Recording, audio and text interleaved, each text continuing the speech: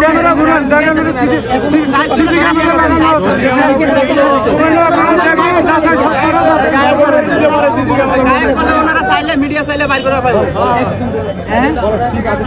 বাস্তব ঘটনাটা আপনার কেমন ভাবে জানিয়েছিল পরে আর অনেক যায়নি। এখন গাড়িটা দেখতেছি থানায়, ওরা গ্যারেজে গেছিলাম, ওরা বলতেছে আছে না নাই ওরা বলতে পারে না, আমিও বলতে পারি না আমার ভাই বাঁচে আছে না মৃত্যু আছে। এখন বন্ধ, ফোন বন্ধ, এখন আমি কি করবো?